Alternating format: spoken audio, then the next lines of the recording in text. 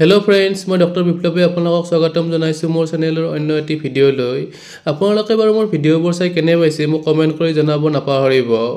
আমি সাধাৰণতে ডায়াবেটিস ৰোগীসকলৰ মাজত এটা ধাৰণা দেখা পাওঁ যে উপবাসে থাকিলে ডায়াবেটিস কম হয় বুলি। উপবাসে বহু ক্ষেত্ৰত স্বাস্থ্যৰ উন্নতি সাধন কৰে আৰু ডায়াবেটিসও কমায় সেইটো সঁচা, কিন্তু ই নিয়ন্ত্ৰিত পদ্ধতিত কৰা উচিত। সেইবাবে আজিৰ ভিডিঅ'টোত মই এনে এবিধ খাদ্য গ্ৰহণ পদ্ধতিৰ বিষয়ে কথা পাতিম যাৰ বহুতো স্বাস্থ্যজনিত উপকাৰিতা আছে। সেই খাদ্য গ্ৰহণ পদ্ধতিবিধ হৈছে ইণ্টাৰমিটেণ্ট ফাষ্টিং। ইণ্টাৰমিটেণ্ট ফাষ্টিং কি, ইয়াক কিদৰে কৰা হয় আৰু ইয়াৰ স্বাস্থ্যগত উপকাৰিতাবোৰৰ বিষয়ে আজি অলপ বিস্তৃতভাৱে আলোচনা কৰিম। গতিকে ভিডিঅ'টো শেষলৈকে চাই থাকিব।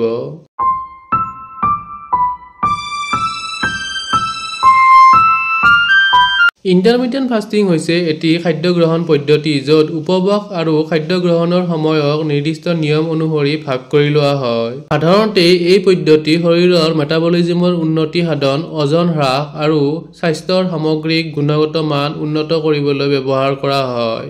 ই দেহৰ বিভিন্ন প্ৰক্ৰিয়াৰ ওপৰত ইতিবাচক প্ৰভাৱ পেলায়। এতিয়া কথা পাতিম ইণ্টাৰমিটেণ্ট ফাষ্টিঙৰ মূল ধাৰণা বা নিয়মৰ বিষয়ে।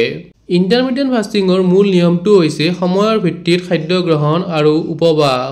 ইয়াত দুটা সময় থাকে। এক, উপবাসৰ সময় বা ফাষ্টিং উইণ্ডো। এই সময়ত কোনো ধৰণৰ খাদ্য গ্ৰহণ কৰা নাযায়। কেৱল পানী, চাহ, কফি আদিৰ দৰে কেলৰিবিহীন আৰু চেনি নোহোৱা পানীয় গ্ৰহণ কৰিব পৰা যায়। 2, খাদ্য গ্ৰহণৰ সময় বা ইটিং উইণ্ডো।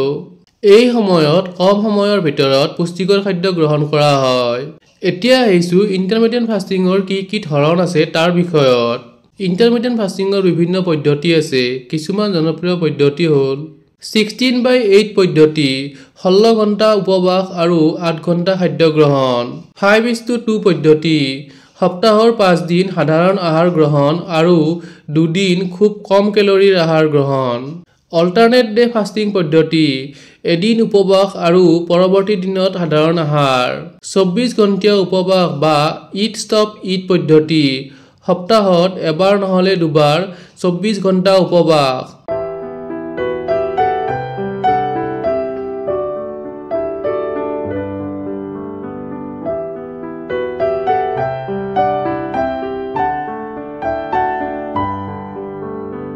এতিয়া কথা পাতিম ইণ্টাৰমিটেণ্ট ফাষ্টিঙৰ সুবিধাসমূহৰ বিষয়ে। ইণ্টাৰমিটেণ্ট ফাষ্টিঙে বহু ধৰণৰ স্বাস্থ্যজনিত সুবিধা প্ৰদান কৰে, যেনে 1, ওজন হ্ৰাস। উপবাসৰ সময়ত শৰীৰে সঞ্চিত চেনি তথা মেদ ব্যৱহাৰ কৰি শক্তি উলিয়ায়, যাৰ ফলত ওজন হ্ৰাস হয়। 2, ইনচুলিনৰ সংবেদনশীলতা বৃদ্ধি। উপবাসে ৰক্তত চেনিৰ পৰিমাণ নিয়ন্ত্ৰণ কৰিবলৈ সহায় কৰে আৰু টাইপ 2 ডায়েবেটিছ ৰোগীসকলৰ কাৰণে উপকাৰী হয়। 3, হৃদৰোগৰ আশংকা কমায়।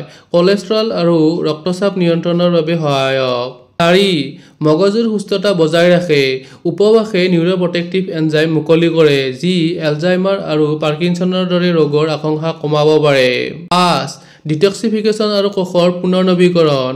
উপবাসৰ সময়ত কোষৰ অটোফেজি প্ৰক্ৰিয়া সক্ৰিয় হয়, যাৰ ফলত কোষত সঞ্চিত বিষাক্ত পদাৰ্থ আঁতৰ হয়।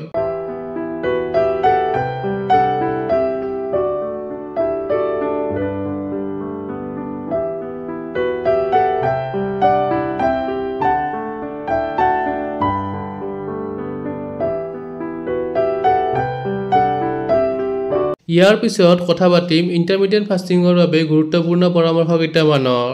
যিকোনো নতুন ডায়েট পদ্ধতি আৰম্ভ কৰাৰ আগতে চিকিৎসকৰ পৰামৰ্শ লোৱাটো অতি প্ৰয়োজনীয়, বিশেষকৈ যদি আপোনাৰ ডায়েবেটিছ, উচ্চ ৰক্তচাপ অথবা আন কোনো দীঘলীয়া স্বাস্থ্যজনিত সমস্যা থাকে। খাদ্য গ্ৰহণৰ সময়ত স্বাস্থ্যকৰ আৰু পুষ্টি সমৃদ্ধ খাদ্য গ্ৰহণ কৰিব। চেনি, প্ৰচুৰ তেল আৰু প্ৰচেষ্টিত খাদ্য পৰিহাৰ কৰা উচিত। উপবাসৰ সময়ত যথেষ্ট পৰিমাণে পানী পান কৰি হাইড্ৰেট থাকিবলৈ চেষ্টা কৰিব। যিকোনো অসুবিধা অনুভৱ কৰিলে উপবাস বন্ধ কৰি চিকিৎসকৰ সৈতে যোগাযোগ কৰিব। অৱশেষত ক'ব লাগিব যে ইণ্টাৰমিটেণ্ট ফাষ্টিং সঠিকভাৱে পালন কৰিলে ই ওজন হ্ৰাস আৰু স্বাস্থ্যৰ উন্নতিৰ ক্ষেত্ৰত যথেষ্ট লাভজনক পদ্ধতি।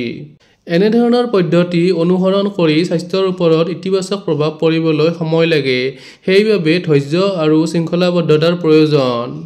আজিৰ ভিডিঅ'টোত মই ইণ্টাৰমিটেণ্ট ফাষ্টিঙৰ বিষয়ে অলপ কথা পাতিলোঁ। ইণ্টাৰমিটেণ্ট ফাষ্টিং কি আৰু ইয়াৰ স্বাস্থ্যগত উপকাৰিতাবোৰৰ বিষয়ে অলপ আলোচনা কৰিলোঁ।